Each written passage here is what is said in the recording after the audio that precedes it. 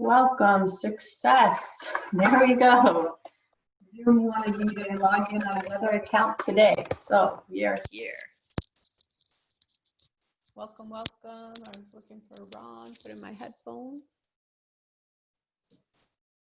There we go. Sorry about the delay. For some reason, Zoom wanted me to switch accounts last minute. So welcome, Carol. Welcome, Mary.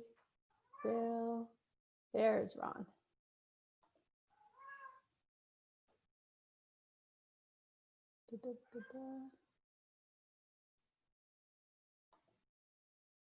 So I'm going to mute everybody and then I'm going to unmute Ron and I'm going to introduce our, oh, there we go.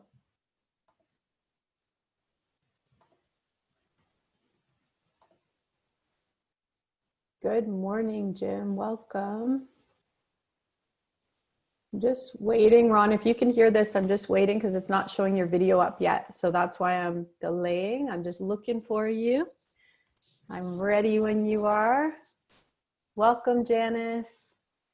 Hi. Is it a good day on your side? Yeah? Awesome. Maura, Matt, welcome, welcome. And again, I'm just looking. Hi, how's it going? Roy, Steven. Okay. I'm hoping Ron's not having technical difficulties because I can see he's there.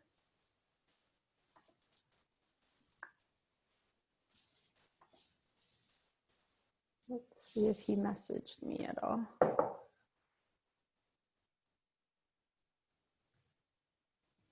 Oh, he's just trying to log back in. Okay, perfect. There we go.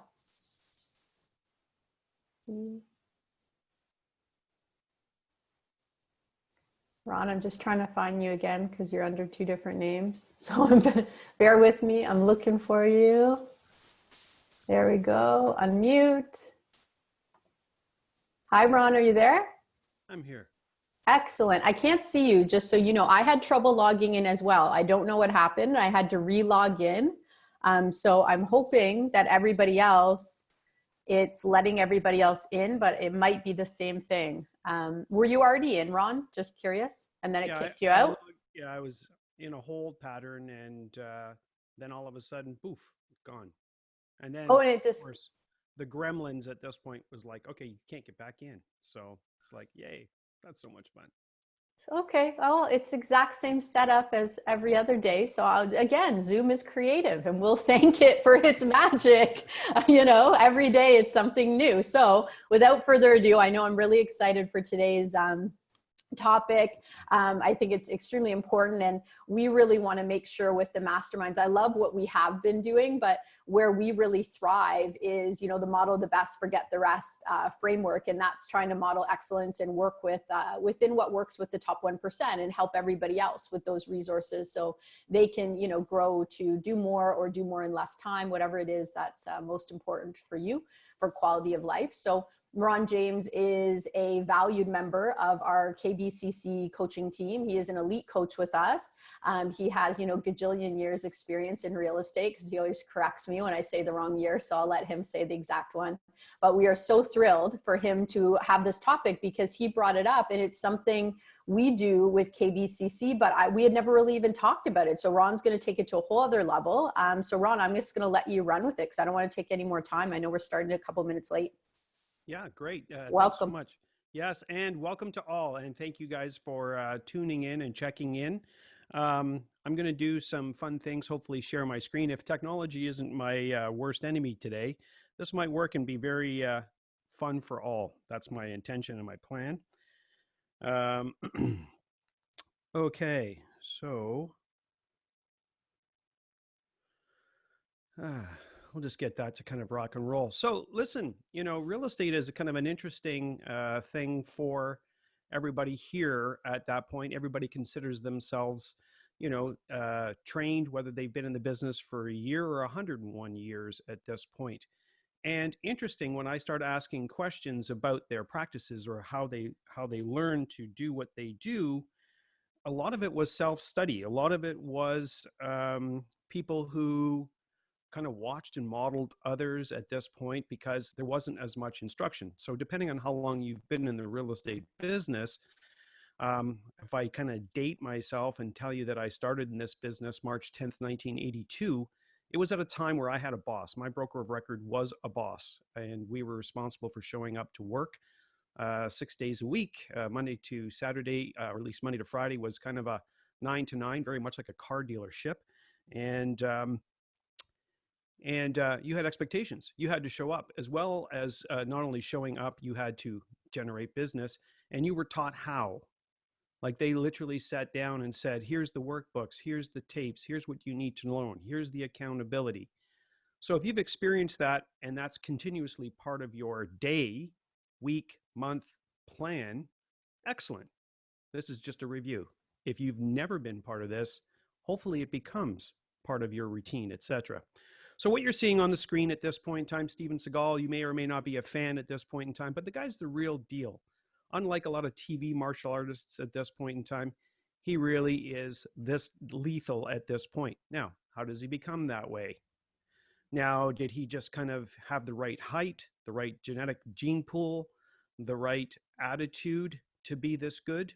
Or was he taught? And if he was taught, was he graded? Did somebody basically say, good, but you could be better? And how did they get that way? So for years and years and years, and I mean years and years and years, I've always wanted to open a real estate dojo. Kind of picture this. You show up at a club, you crawl into pajamas, we sit you across the table from each other, and you literally kumite, which in Japanese means fight at this point, and you hone your chops as a negotiator, as a presenter, as a buyer's agent, as a seller's agent, as an offer agent. And we watch you do what you do. We come around with a big stick and beat you in the back when you say it wrong at that point. I would love to do that. However, it's really tough to gather a bunch of willing participants in the real estate realm that are that keen on doing it. They all want to be better. Nobody wants to do the work. And certainly nobody wants to be graded, right, or reviewed or criticized at that point. So this is a bit of a touchy subject for many people because they're afraid of their own voice, they're afraid of their own face, and they're afraid of things like video. So hopefully today I can kind of show you how to make it less scary, introduce you to some people that really do some really great things utilizing these particular tools. So in the chat room, thanks folks, if you don't mind using that right now because I can't unmute everybody. And if you could kind of plug in at this point, if you've ever been videotaped with you being a realtor, so somebody videotaped your buyer presentation, your seller presentation. Okay, so sorry, Stacey I said Green, yes. Yeah, I know that you're Stacey Green today. Oh. So yeah, I'm seeing more no's than I'm seeing yeses at that point, which is great at this point. And so from the fact that some people have seen it at this point in time, how comfortable were you with it when they said, you know what we're going to do? We're going to videotape you, being you, doing you as a realtor. How many people were like, oh yeah, bring on the camera? Now nobody. Look at that. Okay, so the reality is that this isn't everybody's cup of tea. Let's just call it what it is. Yeah, I love Jim's. If you must. It's an interesting thing. The first time we heard our voice on some kind of taped device, you're like, I don't sound like that. And we're all like, yeah, you do. That's what we hear. Same thing with video. When you've seen yourself do what you do on video at this point, you certainly kind of go, I don't sound like that. I don't do that. Yes, you do. This is it's a reflection. It literally is an observer watching you do what you do. So it's an interesting situation. What industries actually do utilize game film?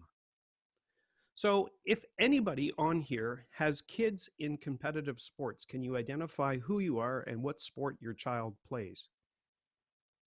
I'll watch the chat situation.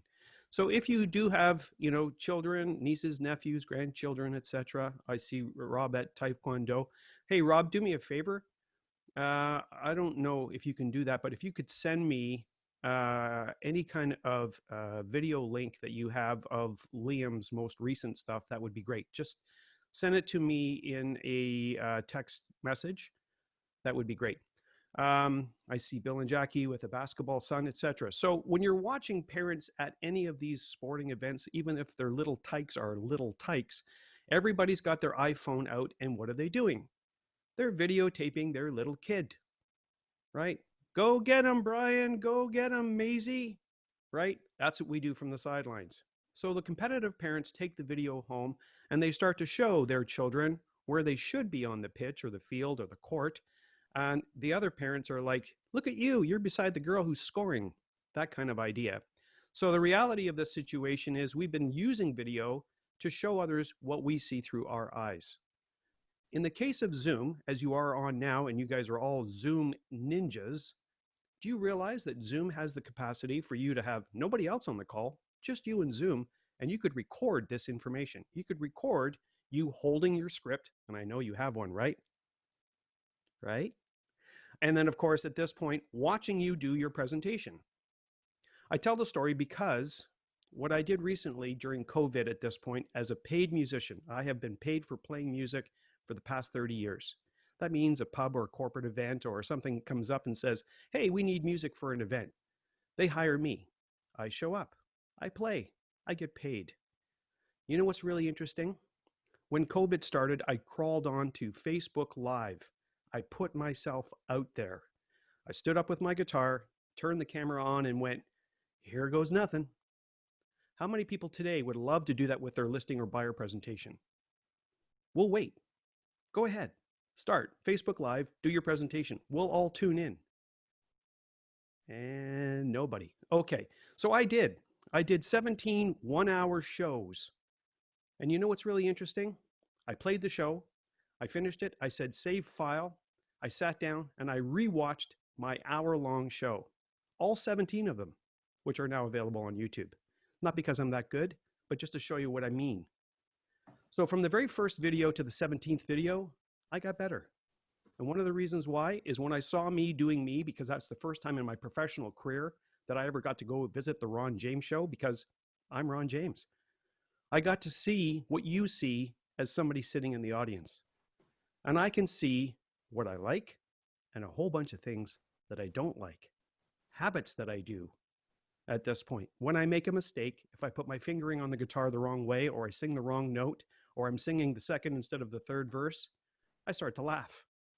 I start to smile. So no matter how dark and dreary the song is supposed to be, I'm smiling like a fool because I made a mistake, and I know I made a mistake. And now I've just told you by my facial expressions that I did make a mistake. So that's just music.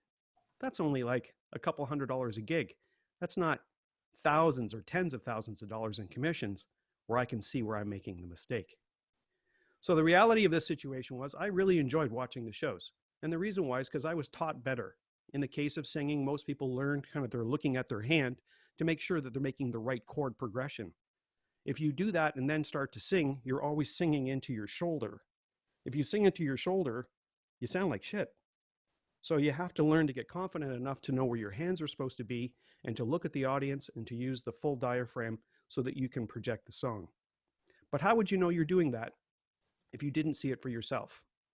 I also saw played some music that I've played, I thought, well, for years. And friends that watched the video said, did you watch you playing that song? Yeah? What do you think? Oh, I think I do a pretty good job of it. It's like, you need to watch it again. And of course, as I watched it again, I'm like, maybe that's a song that needs retirement because I'm not as good as I think I am. So, it's interesting. And I started with music and I wanted to kind of segue there for a second because I want to introduce you to a friend of mine and a colleague of yours. And let me introduce you this way, and then I'll do the formal invitation. But let me show you who this guy is. Hang on one second.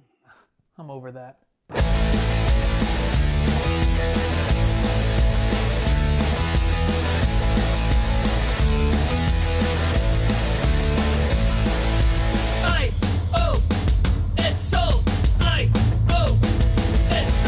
Sold another house now. Everybody asked how. but the listing rocked. I told them on our first meet, I'll sell the place in 1 week. I sold it in a day suite, cause the listing rocked. It's sold for over the list price. If you want to sell or buy, give me a call anytime.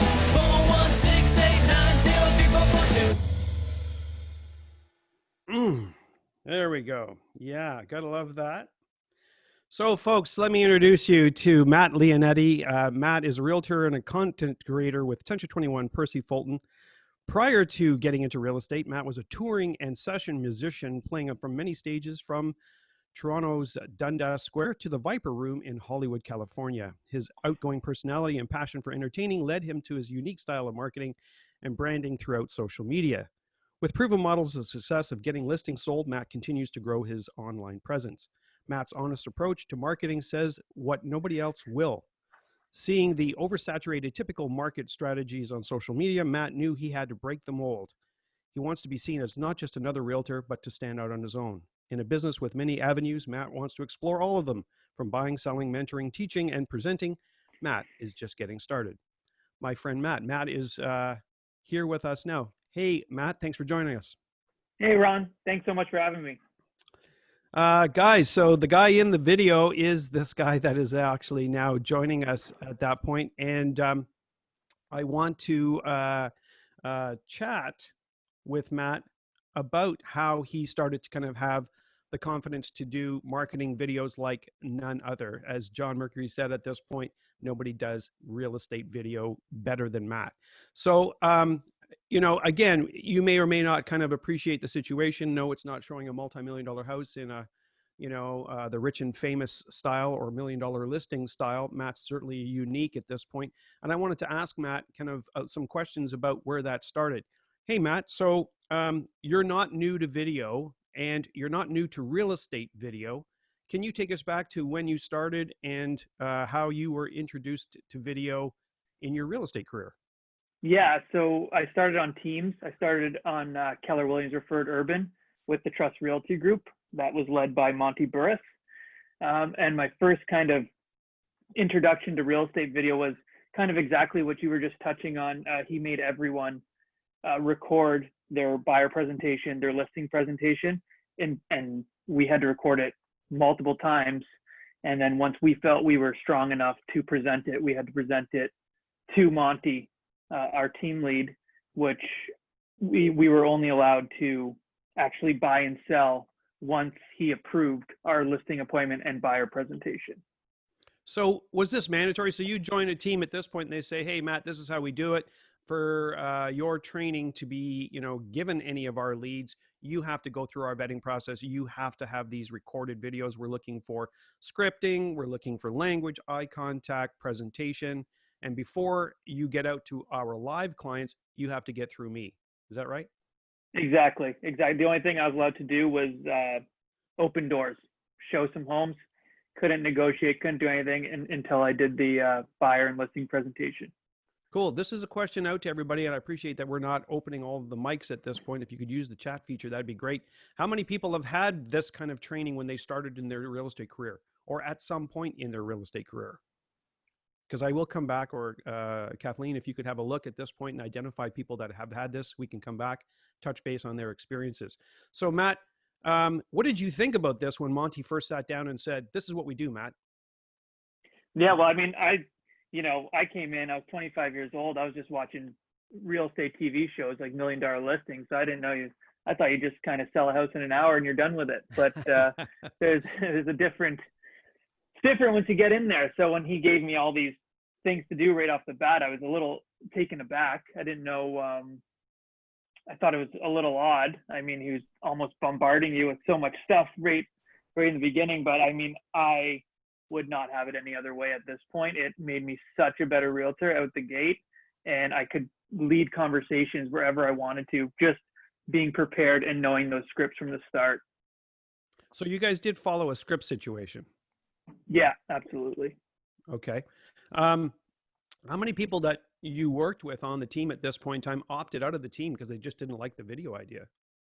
Yeah, so we had a couple kind of in and out throughout because some people just weren't comfortable with it, and they felt they could almost find a better way or whatever themselves. But for me, I mean, I joined a team for experience. I want to gain that same experience, so I knew I just had to kind of follow. Things are working for this guy, so I'm going to follow in his footsteps and do what he says. So was there an easier transition to this because you were a musician? Maybe perhaps explain to us as a working musician, what goes on behind the scenes. So we only see you up on stage looking like a rock star, which is great because we've seen you in action.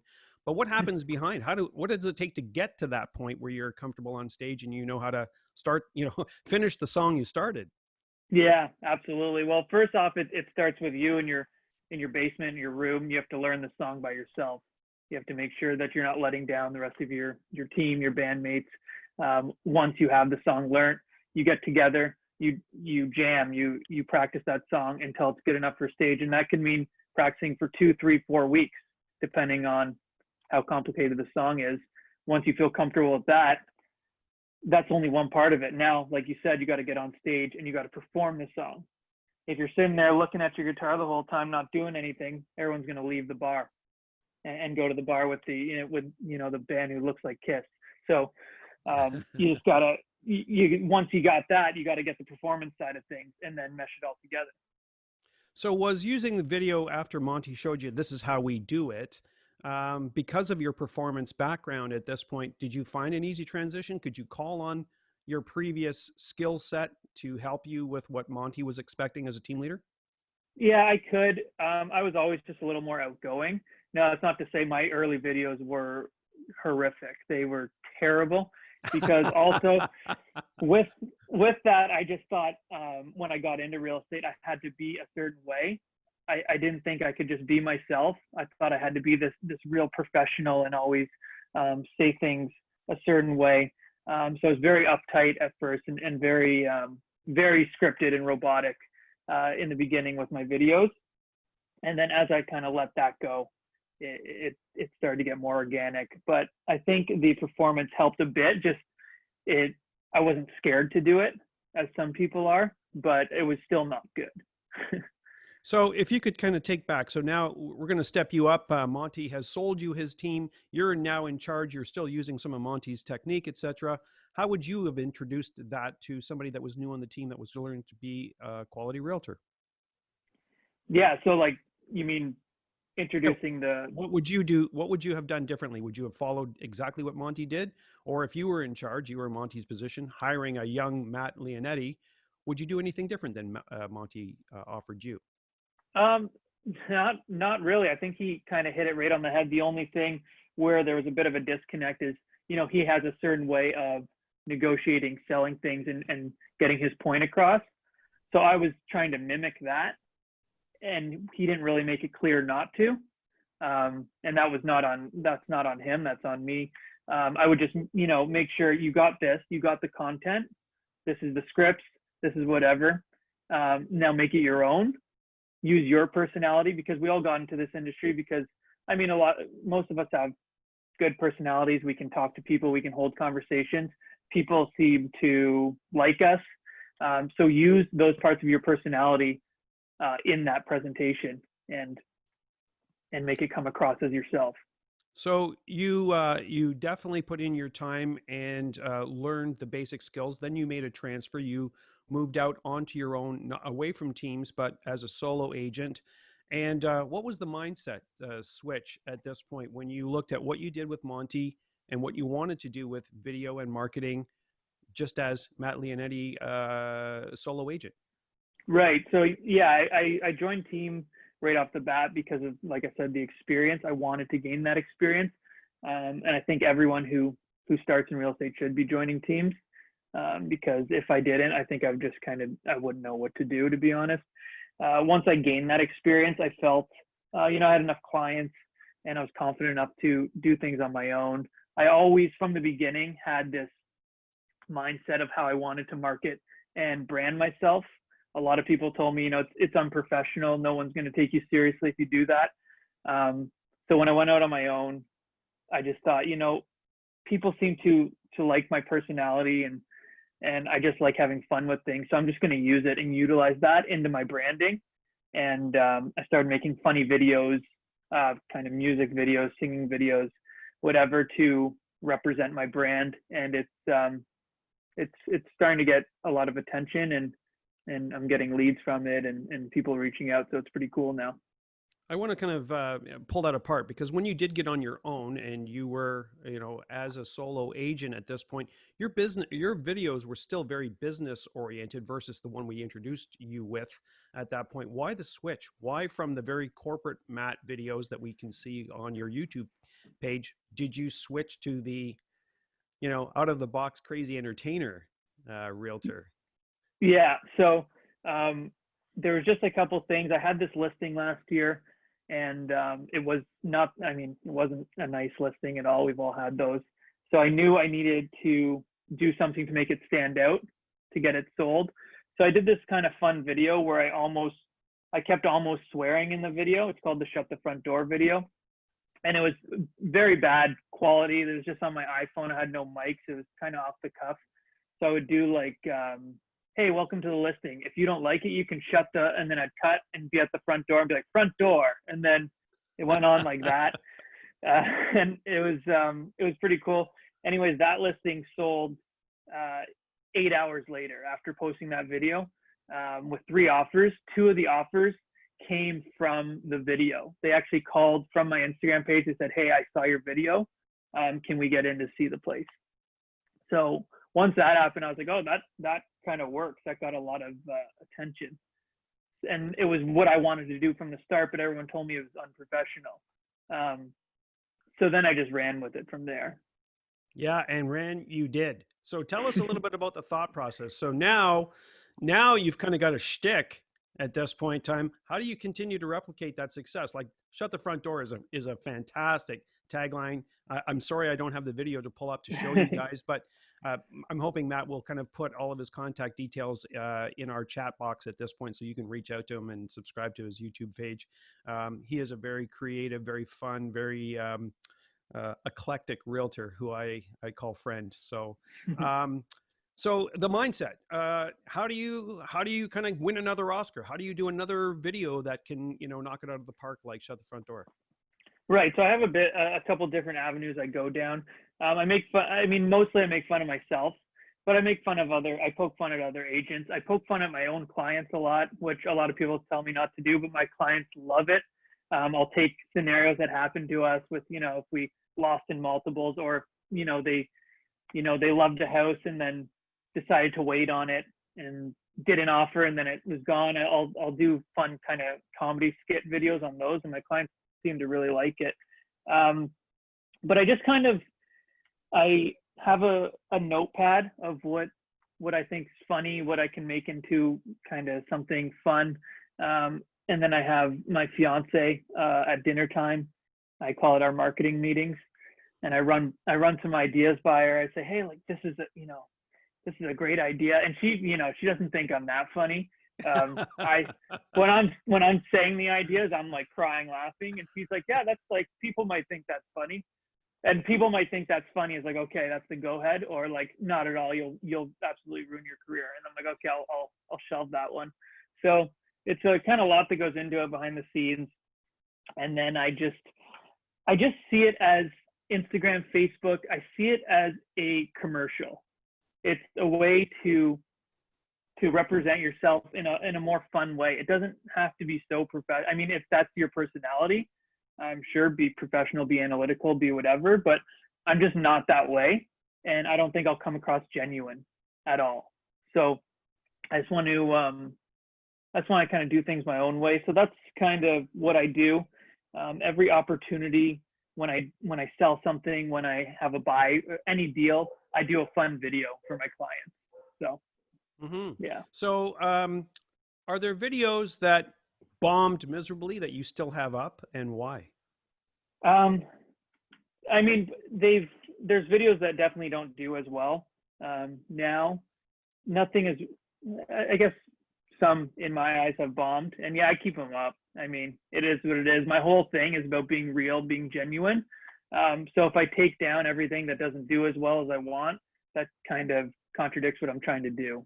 So yeah, I mean, I have a lot of videos that I've filmed of like when I first started, just like the generic real estate questions, like, you know, are open houses good for clients? And I'll answer that question. Those are just horrific. Those, I mean, I'll probably, probably never. I'm laughing never because I'm sure everybody here has done them.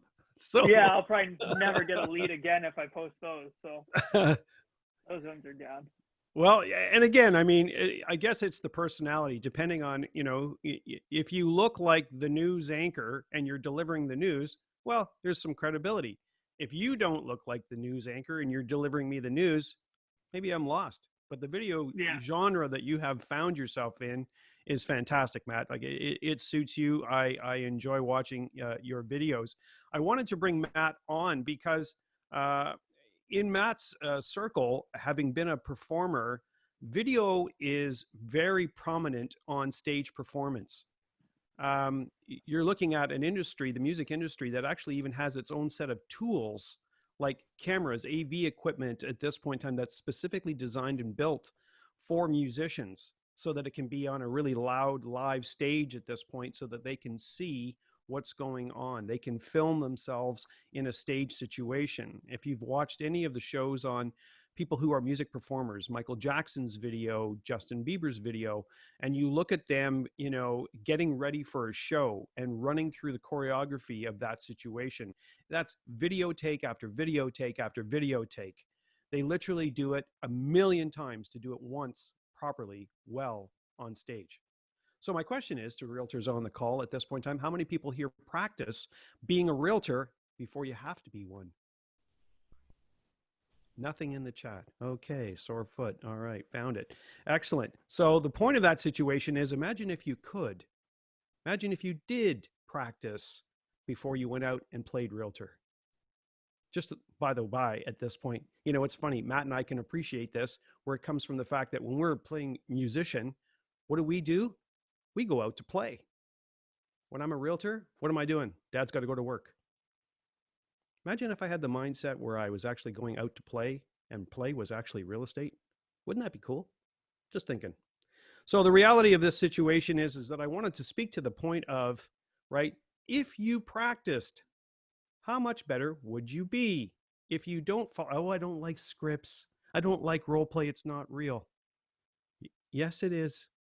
In almost every other industry, folks, they run scenarios. You are graded on scenarios before you're put in practice, right? To know that you know that what to do. Matt talked about it in the real estate world. That is an anomaly. There's very few team leaders that actually interject, you know, video training, and I mean of you, not to you, right? So that you get better. So you can see what we see, where the challenge in your, you know, where the hole in your market is, where the opportunity lies in what you have to say and how you have to say it. Does that make sense to everybody? I hope it does. So the reality of this situation is, you know, after this call, we're going to say, hey, that was a lot of fun. Matt was great. At this point in time, we learned a lot, and you're going to hang it up and you're going to go back onto another Zoom call, and you're not going to use Zoom that a way that could really make a difference in your business. Just by having your script or any kind of script that you have at this point, right?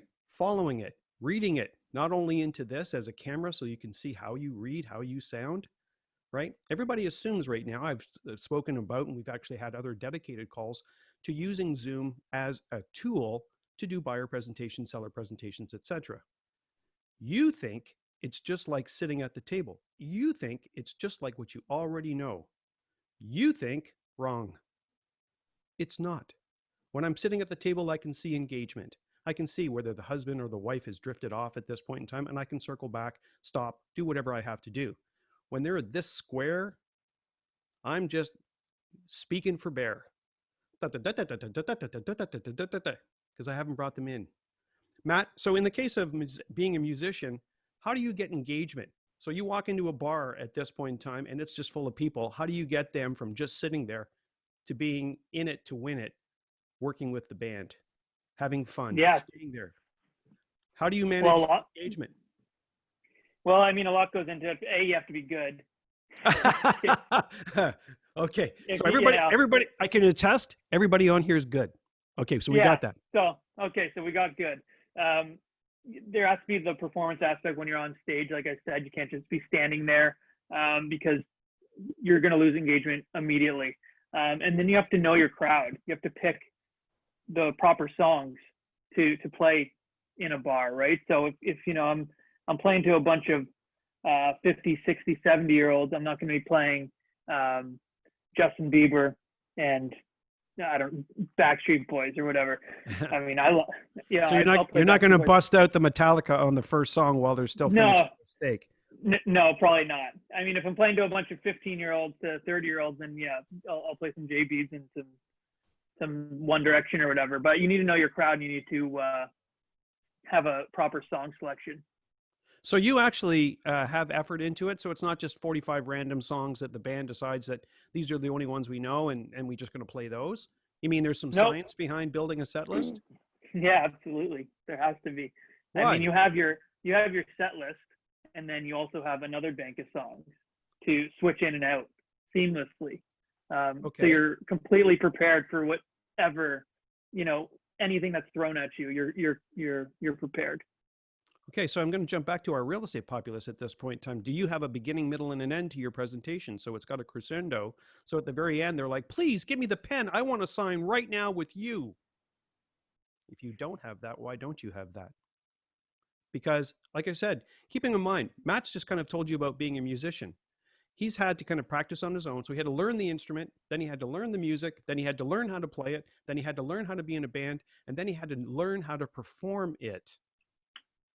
Right? And there was weeks and weeks and weeks and weeks of training and development and rehearsal and practice that he did that for an amazing $200 a guy. The average commission in GTA, are we $12,000 to $15,000 per deal? How much practice, development, building out your set list, making sure that you are going to deliver the best show ever, are you putting into your buyer and seller presentation? For $12,000 to $15,000, because Matt's putting in 6 times that at this point in time for $100. And why? Because he loves it. Well, okay, there's a few people here that love real estate too. I love it really a lot more when they continue to give me the $12,000 to $15,000. So the reality of why we're kind of doing this today is to basically show you that there are some tools that can be really lowbrow. Your cell phone can literally be your best friend at teaching you to be a better realtor. Utilizing video, utilizing scripts, utilizing watching you do what you do. And not only you vetting that process, but giving it to some trusted people.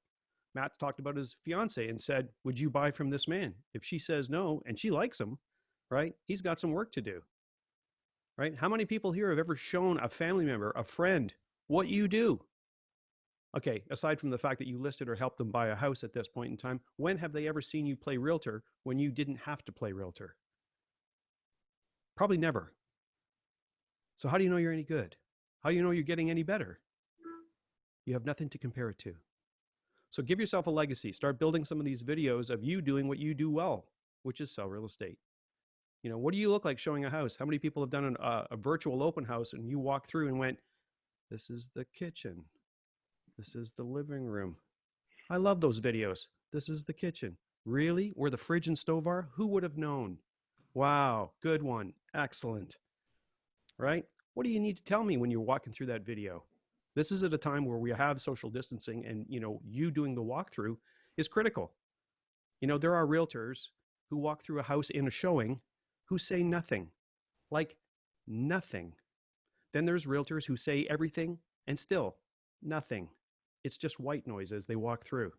Then there are realtors that actually understand and know the qualifying questions per room. Do you? There's questions that we ask. It's like moves that Matt's basically said. They're like chord progressions. I ask this because I'm looking for this answer so we can find out whether this is a consideration or a cancel off our list.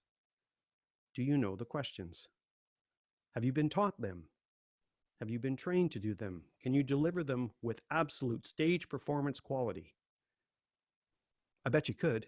You just haven't yet. So you're seeing at this point that you have some really simple tools to practice what you're doing. Does that make sense to everybody? Excellent. So let me show you another video. Thanks, Matt. I love having you on, my friend. It's you know, you capture both sides of my brain, which is music and real estate at this point, and there's some really great wisdom in what you've offered. Yeah, thanks for having me. Okay. So bear with me as I share one more video with you. I am using my iPad, by the way, as I kind of do this Zoom thing, which is really cool. Okay, so let me show you this video. So started without any trials or tribulations. Forget about it. Don't even try to be successful. It's a wrap. It's not going to be easy, but I want you to feel that pain going through your body. And as pain leaves your body, guess what's going to take its place? Success. And so you got to change your mindset. All right? We got to stop looking at pain as if it's something negative. All right? Listen to me. If it was easy, everybody would do it. No pain, no gain. But I guarantee you, if you can outlast pain, if you can get through that pain, if you can get through that discomfort, all right? If you can outlast that discomfort, I guarantee you, baby, on the other side of it is success.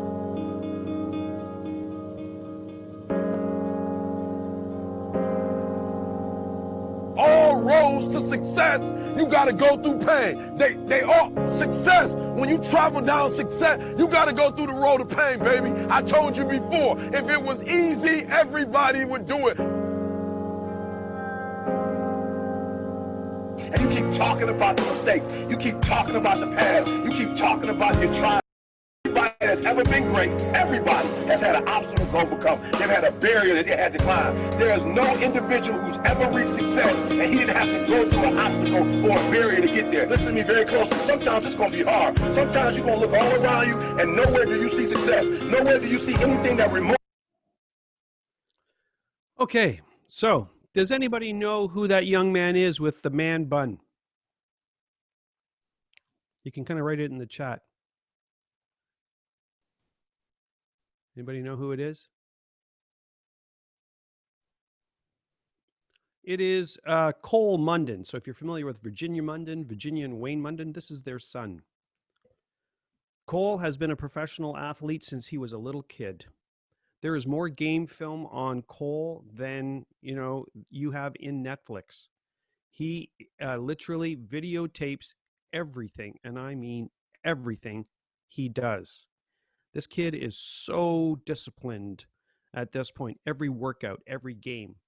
He actually has enrolled in several courses, learning to not only produce, but to read, analyze, and digest game film.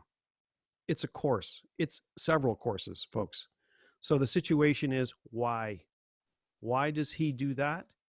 He does that because he's a performance athlete.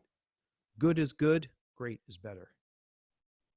So the reality of this situation, we almost had Cole on. He's actually filming a movie. He's now, aside from his own sports career, he's actually into the film business at this point. He's on a movie set. So we had a conversation yesterday. He said he would try to kind of join us at this point to speak to this video. So I had the video available. I don't have Cole. I apologize. But he did say, he said, and you've heard Kathleen say this as well, this isn't practice makes perfect. This is perfect practice. Done perfectly makes performance. He's got a mantra on this situation: I can never be enough. He continues to look at improvement through game film on everything he does. He's a beast, as you can see, without a shirt. That was just for the ladies. The ladies. Sorry. But the reality is the fact that he is unbelievably disciplined. I had spoken to his mom, Virginia, and we were chatting about Cole and, his discipline on being the best he can be. And I said, excellent. I need his DNA in a cup. And she's like, why? I said, because we're going to vaccinate realtors today. Hopefully it takes root. You can kind of grow some Cole Munden, commitment to your business, to being the best that you can be using Some very simple things, just like your iPhone. Set it up, push play, push record, record you doing you. Watch it, play it back. Have some vetting on looking at this. Be objective. Find out what you think you do well. Find out what you don't. Find out if you make a funny face when somebody is actually kind of doing something weird. One of the reasons we always used to love bringing the buyer's agents, or being allowed as buyer agents, to come in and present our offers is because we could see the seller's face.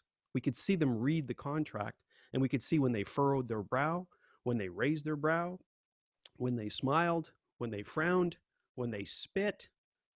We got a pretty good idea what was going to happen with our paperwork.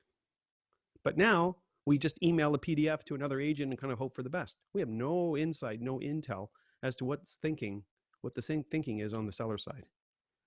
Now, that was a blessing and a curse. There was a lot of agents that couldn't set the stage properly, and their own clients pretty much sunk their opportunity to make a deal because their selling agent just really couldn't control the environment. Not the sellers, just how they positioned it. So now we have to do that on a platform that doesn't put us face to face, that doesn't put us in the room together. How effective are we doing that on a screen? You could be wizard at the table. You could be lightning. Can you be lightning on a computer screen at the table? Can you see on the other side whether being distracted by children, dogs, or anything at this point? How are you going to continue to keep engagement if they're distracted on their side because they're a small little square and you have a hard time reading their brow?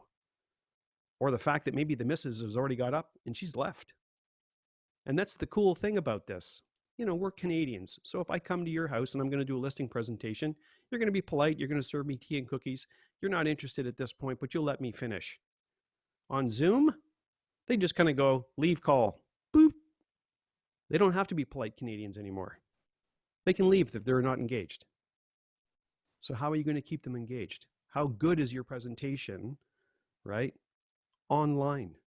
Have you seen it? Has it been graded? Has it been vetted by somebody that you know, love, and trust that can give you some wisdom to be better at what you do? Hopefully that makes sense for some at this point. You know, when I look at the way films are, I'm hoping that this doesn't stutter, but this is a fun video of somebody who understands a script and uses it incredibly well.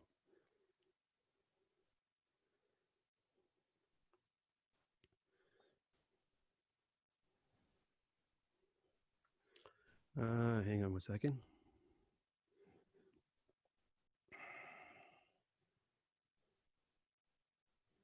Jackson. That's why your neighbor said I remind him of Nicolas Cage because I'm gone in 60 seconds. But watch this right here, Dad. Look, who does this the most on the window? The kids, the dogs that are ugly black guys that eat fried chicken. Now you see these water spots? Look, they get whiter than my elbows without lotion. Watch this, Dad, and I'm out here. Because Stevie Wonder says seeing is believing. And I got a disease called enthusiasm, so I'm going to cut straight to the mustard. Watch this, though. Don't laugh too hard because the neighbor's going to see this black kid scrubbing your window, okay? But look, wax on, wax off like Mr. Miyagi. Remember the Karate Kid? Now watch this, the air dry. Look, it puts a coating on your window.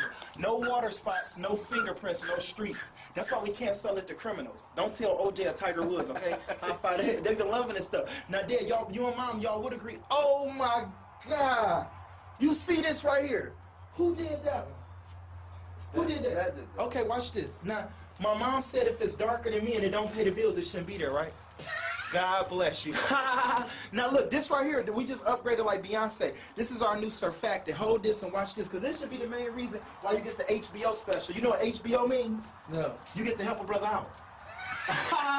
Yeah, I've been on the road like toilet paper. Half of your neighbors in the community, they say they just go get it because I'm funny, because this stuff spills itself. Look, you just go back and forth like an argument.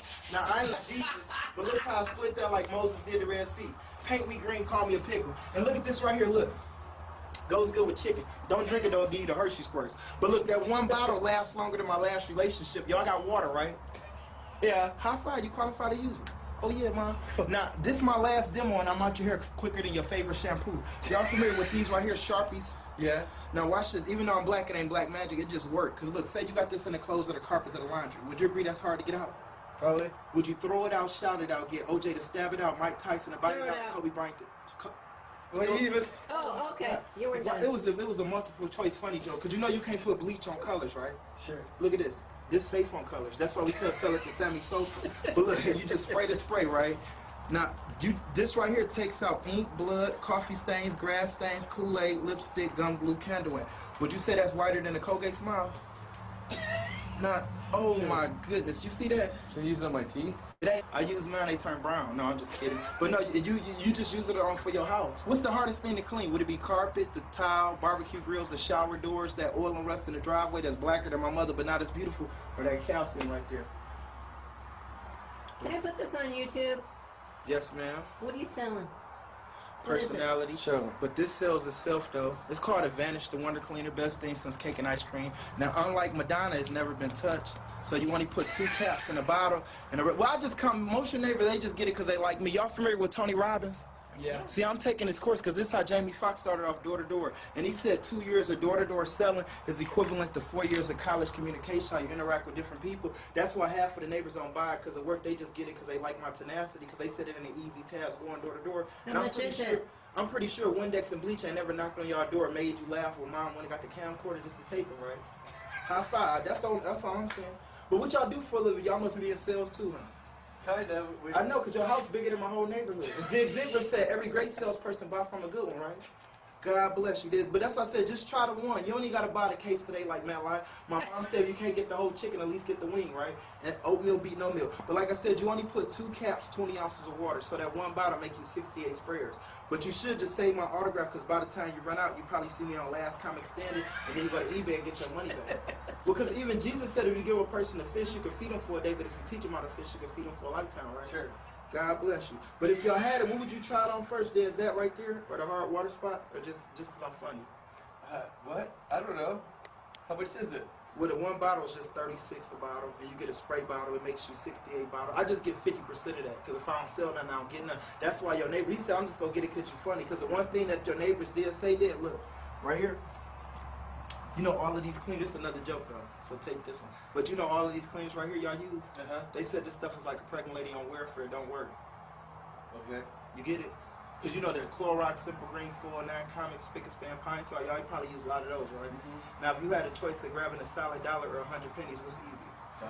High five there. See, you sharper than Gillette. That's what I'm talking about. Now this should be really the check test for y'all though. Now mom, you see y'all door handle? That brass? Oh my God, pull a door up. Watch this. This should be the main reason why y'all get to get rid of me special. All right. Can you sell it for $30? I'll get fired right now. But what you can do, mom, you can write this off for fundraising though. That's what most of your neighbors can do. What? You get the Was right. that a yes? I like you, mom. You must be a teacher. No. Because you got a lot of class. But you see right here though, for real. No, you get to write it off though. That's why a lot of your neighbors don't do it from their pocket. They do it from their heart. But I tell you what I can do. If y'all get the one bottle, I'm going to throw in a free Mary Kay, Christian Dior, Calvin Klein, Louis Vuitton spray bottle to go with it. But this should be the check test though. You see this brass right here? Now, I'm going to be honest. When the last time y'all seen this look shiny like a baby honey? When y'all first bought the house? God bless you. Watch this right here. Now, It's so old. I know, now it's about to be brand new. It's going to go from 79 to 2010. Look at that. Oh my goodness.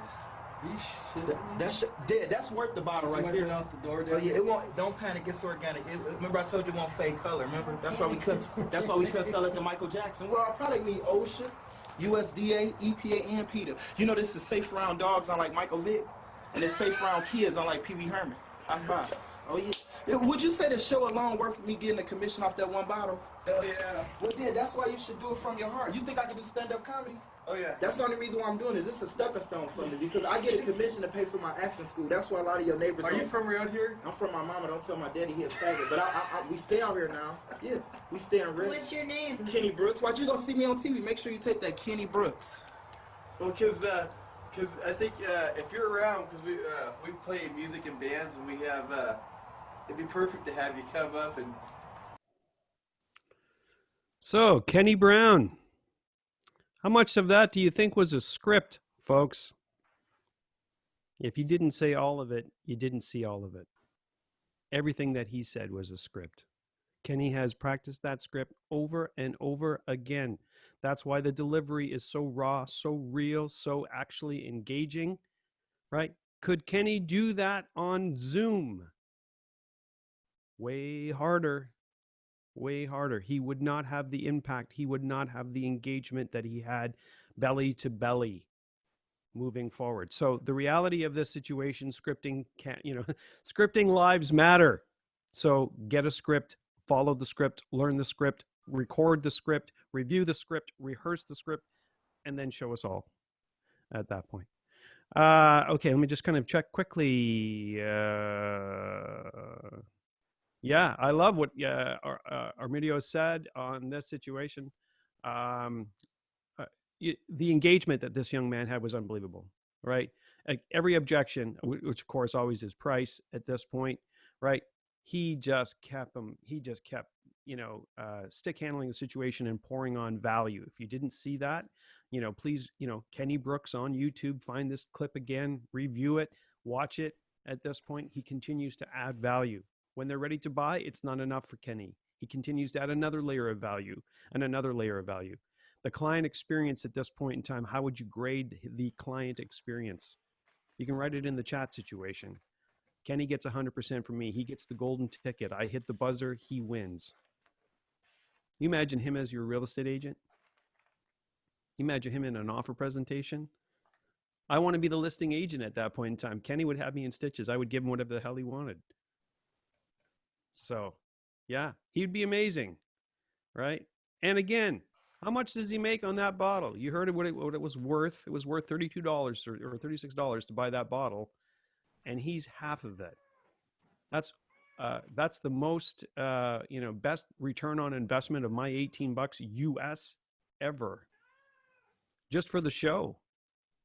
So in your business, folks, can you take? I mean, of course, we're not expecting people to be Kenny Brooks at this point, but we are expecting you to be that confident, that engaging, that understanding of when people are asking for price, it is a sign that they want to buy. And Kenny only lets them buy when they beg him to take their money, because he continues to build value. So do you have a stockpile of value proposition statements for your listing clients and or buyer agent or buyer clients, pardon me? Do you have an arsenal? So you heard Matt talk about they have a set list, typically 45 songs at this point that they know well, that they're going to deliver, that were strategically placed at this point. And then he has a basket of extra songs that they know well as well, depending on the flavor of the evening, or if something kind of, zigs when they thought it was going to zag. They have extra songs so that they can add in something interesting. And they know how to keep people. They know when they typically check out at the end of the first set, all the old folks go home. What do we need to play so they'll stay into the next set? And then, of course, the third set, it's only ever, young people that are drinking too much at this point. If I want to keep my 50-year-old drinker, how do I keep him there to the third set? Those are all strategically planned in the song choices that we have. Why? Because each song is a reflection of 1,000 memories to the people of that ilk. If I know it, if it resonates with me, if I know the words, if it meant something to me at some point in my life, I'm staying to hear that song. I forgot how good that song made me feel. The musician's job is to make sure that they have enough of those situations that they keep you there the entire night. Do you know why? The bar owner, the event planner at this point in time, they only have one favorite song. It's called Ka-Ching. You make my cash register ring. You let me sell beer. You guys come back as many times as you want. If you're here to be an artist, get lost. I don't need artists. I need people who can sell beer through music. So, how are we doing? I want to check in with Coach. Kathleen, do you have some thoughts at this point? We're a little bit early for what we had agreed to at this point, but I just want to check in just to see how you're doing with where we're going. Yeah, I think it's fantastic. I think it's, can you hear me? Am I mute? Yep. Oh, Yep. Good. Okay. All of a sudden I thought I was muted because my daughter was trying to hand signal me and I thought I muted the computer. But I think it's, yeah, I love the direction you're going. And I think we have some great examples, of how this has worked really well with not just teams, but brokerages as well. And I don't know if you're looking to talk about those examples right now, Ron. We can. Or not. Okay. Yeah. I think, when you first brought up the topic, I know when we're doing onboarding, so onboarding is something when we have a new agent on a team, really similar to what Matt talked about actually. So I'll have to look back, but we have the same process where we'll work with the agents to train them on, key Playbook. I had somebody message me privately, Ron, as you were going through this and saying, hey, like I find I never have the exact same presentation. You know, I'm always having to adapt and my clients are really different. And I totally appreciate that. I think the key is to have, you know, the playbook down or the science side of it down. So, you know, what core value do I always want to be sharing, which is really different than my art. You know, any listing presentation I ever did, and I'm pretty systematic minded, but any presentation I ever did had huge adjustments and ways I would adapt to the client and, you know, their body language or the key words they would use or their personality style, you know, how formal they were or how casual they were. And I think it's really important listening to this, that's really different. Like the piece that we practice again and again and again, and we want to get into our DNA, that's the science, that's the system part. That's the part that gives you predictable results as long as you can adapt to the crowd. And I'm assuming even for Matt or for Ron, like I know as a speaker, one of the great joys of being in a room with people is you can pick up on the energy of the audience, of the people you're with, and you're always adapting for that. Like even speaking, I can watch what people are resonating to more and what they're not. And I'll slow down my presentation and spend more time on certain areas, or I'll speed up because I can tell, okay, like they're to a different phase of this. And I think that's the key here. It's practicing, you know, the key elements that give a lot of value. And it makes me think of a couple of areas. Like we definitely have teams. I'm going to say before, when we do onboarding, one of the most important things we do is after we go through the training, if it's buyer training or phone training, the agent will come in and they'll present, you know, if I'm doing the training, they'll present to me. Joyce Blackmere's on this call. When her agents, you know, with the team are doing the training, they will present to her. And I'm assuming eventually maybe to Dan Gemis as well, because that's the team she's with. But when I did the training, they didn't present to the team leader. They only presented to me. So it was a really important piece of what we did because there was so much more preparation because they knew they were going to sit down with me and I was going to, like Ron said, help. We had an agreement that my job was to help them be their best. And we had an agreement of, you know, constructive feedback and where it was coming from and how it would be presented. So it was in a really supportive, positive environment. It was never like, oh my goodness, I've got to sit down and Kathleen's going to tear me apart with feedback. It was like, I'm going to help you be amongst the best because I believe in you and I know you can do it. And therefore, is it okay if I give you some feedback that's going to help you?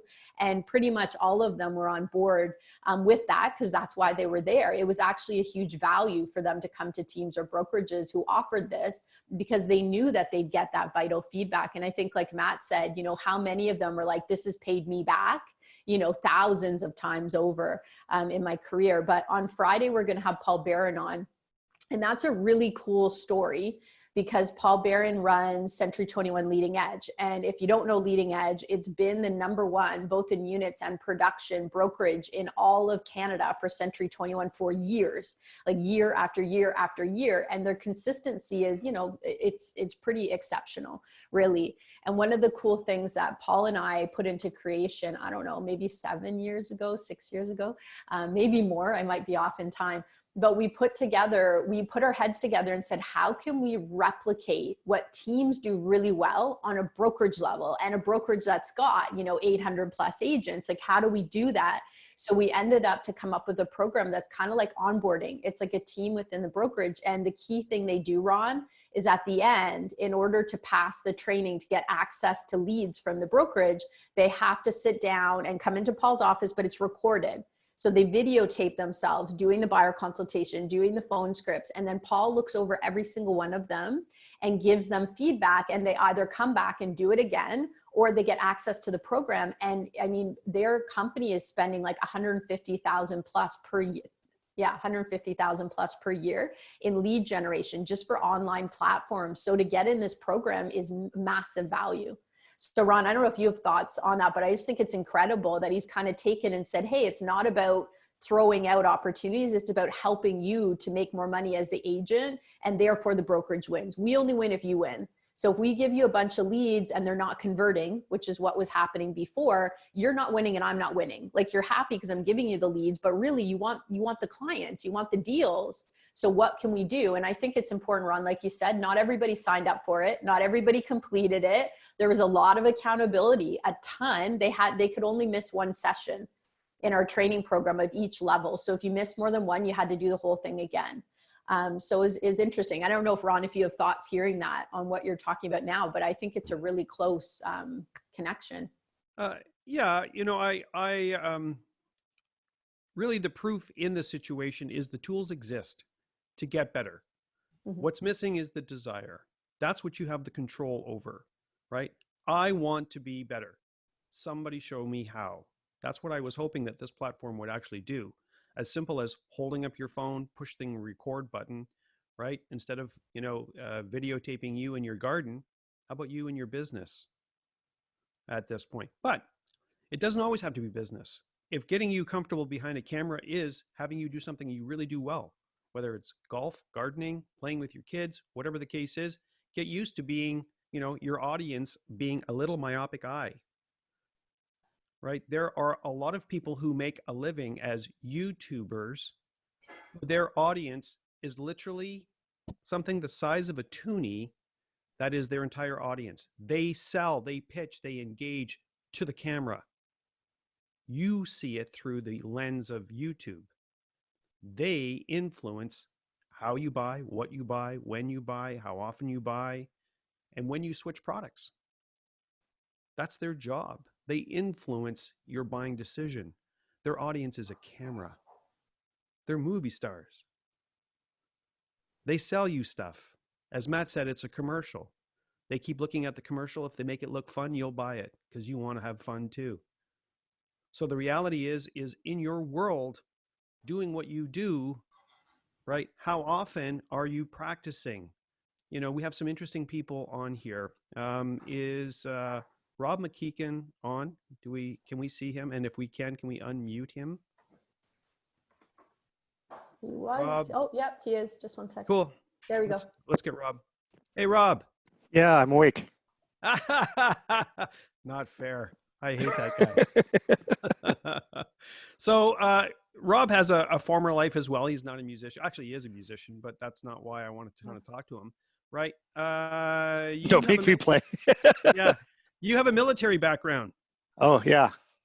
So in the military, what's the number one thing that you do? Hurry up and wait. Yeah, we do a lot of that. What do you do when you're waiting to kind of be released on the world? You mean training? Oh, that. Tell me Constant training? Training over and over again? Yeah. Why? And how is it dispensed? And what is the expectation? And what's the pushback? And what's the outcome? Geez, you could have given me some prep for this. Surprise. Yeah, thanks, buddy. Last Zoom call I'm coming to.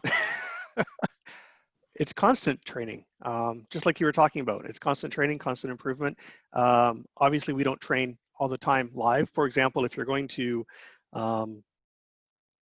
pick something simple like a rifle, you will learn explanation, demonstration, imitation. So you will be explained the rifle before you're allowed to touch it. Then there'll be a demonstration, and then you can imitate what they're doing without any weapon, without any ammunition. Then it'd be drill rounds. Then it'd be blank ammunition, and then you go to the range to practice on a still range, and then you go to the lanes to do like a live fire and moving at the same time, walking and shooting. You don't just grab somebody like realtors practice. We don't just grab, a 17-year-old off the street, get him off the bus, give him a loaded gun and send him out into the bush. You walk before you can run, etc. And you do that with each thing along the way before you move on to the next level. So you did this. This was a profession for you for what? Almost 16 years. 16 years, huh? Yeah. So when you switched over to real estate and became a real estate agent, how much of that discipline from training, preparation, reviewing what you have, looking at your stores, making sure everything works, it's functional, etc. How much of that did you bring into your real estate business? Yeah, I guess I brought a lot of that. A little bit of the OCD, making sure everything is right before you go out. Yes. You don't show up, you don't go into the woods and then forget, oh, I forgot my canteen. I don't have water, right? Just like going to a listing presentation without a pen. You wouldn't do that. Although I know people do. So They do. Yes, they do. I'll have like 3 or 4 pens, right? Just because you always have backups of everything. Yeah, a little OCD maybe. Yes. Thanks, Ron. Let's call it prepared, Rob. Let's prepared. Call it Yes, prepared. Train and prepare. Always be ready. Yeah, absolutely. I thank you, my friend. I do want to close Rob's segment with something here that I want to show you. Rob, after we kind of play this video, if you would tell us something about this video, that would be awesome. I just want to do something here. Okay.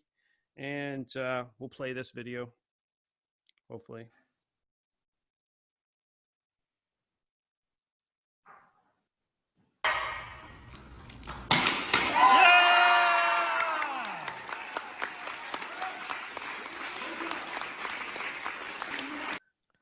I got to play it again. Yeah, it didn't play very smoothly, kind of. Yeah, it's a little jittery.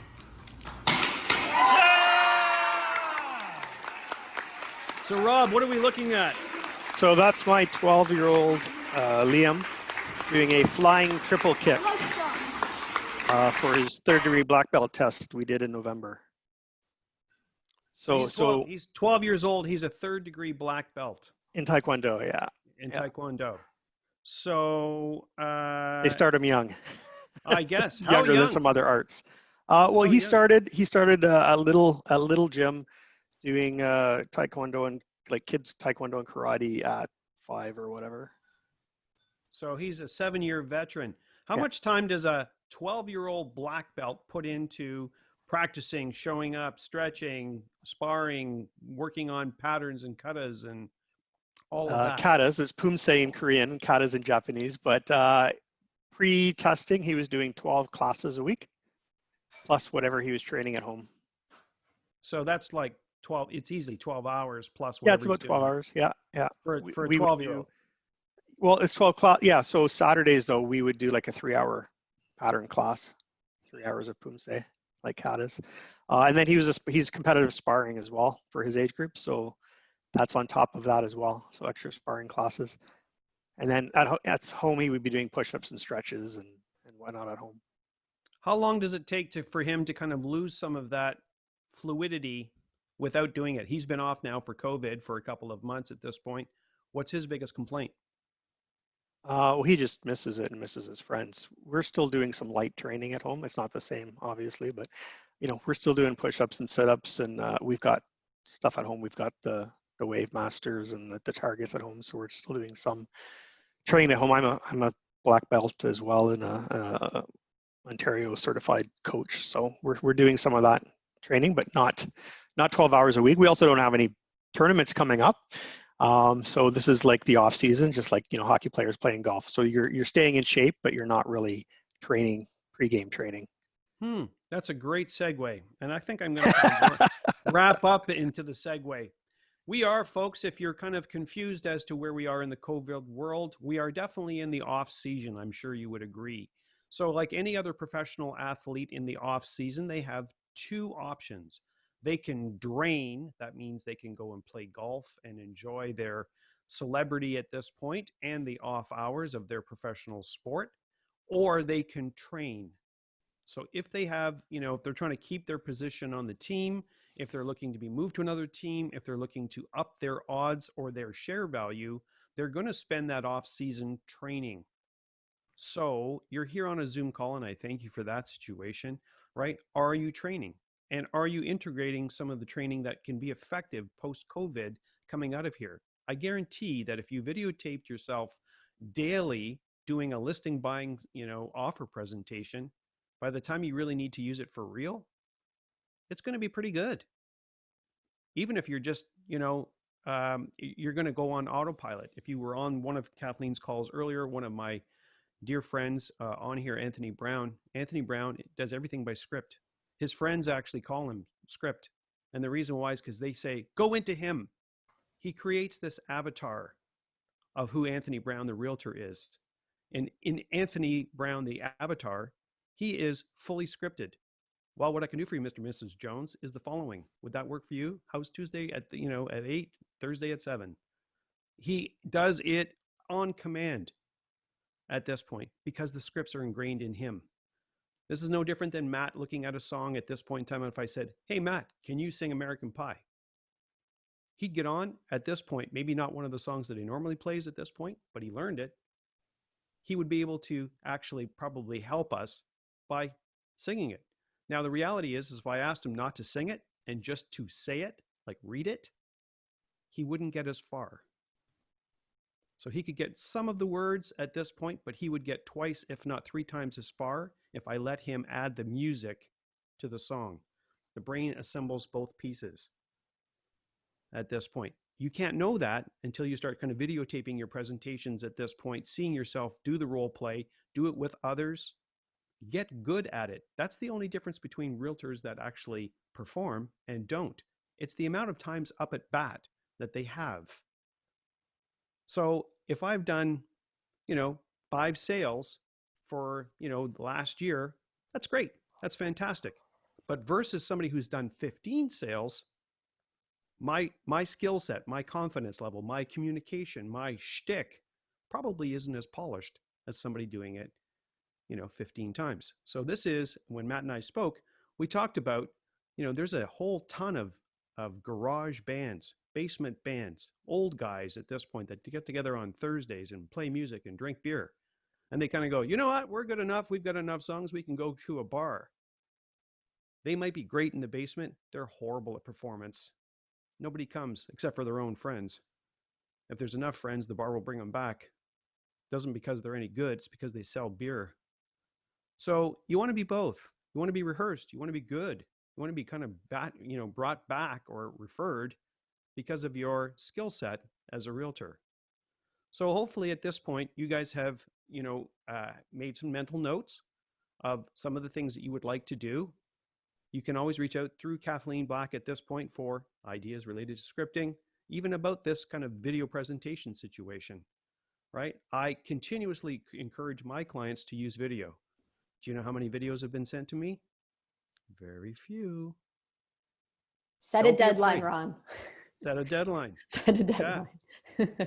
Well, I'm a little bit, you get a little bit of license with me because I realize that people kind of go, I'm terrified of video. I don't want to be on camera, etc. You have to kind of get past that. Do something fun, right? Do something goofy at this point. What Matt didn't show you, that video that we introduced Matt with at this point, you only saw a minute. And I will tell you, there's hours and hours and hours of production video behind making what Matt showed you that he processed down into 1 minute. So the reality of this situation is start doing things that aren't necessarily client facing, right? What do you look like? I know when we had Rob on, Rob embraced video a few years ago at this point. So at this stage, he's more comfortable in front of a camera. Although using it for a presentation, teaching it via Zoom requires some work, requires some rehearsal. So, okay, guys, I want to thank you for your time. Please check into some of the other presentations, masterminds that we have coming up this week. Actually, as Kathleen kind of talked to you, Paul Barron, the man is a monster when it comes to educating and making sure that his agents are well trained. I had the pleasure of working with several of his agents at this point, and they are KBCC graduates, so they've taken the Elite Business Builder program front to back, all 3 levels at this point. Paul's pretty mainstream about making sure that everybody that works with him has that opportunity to take that information. It makes a difference. I speak to people who already speak script. I just need to kind of show and counsel them where they can actually use it effectively.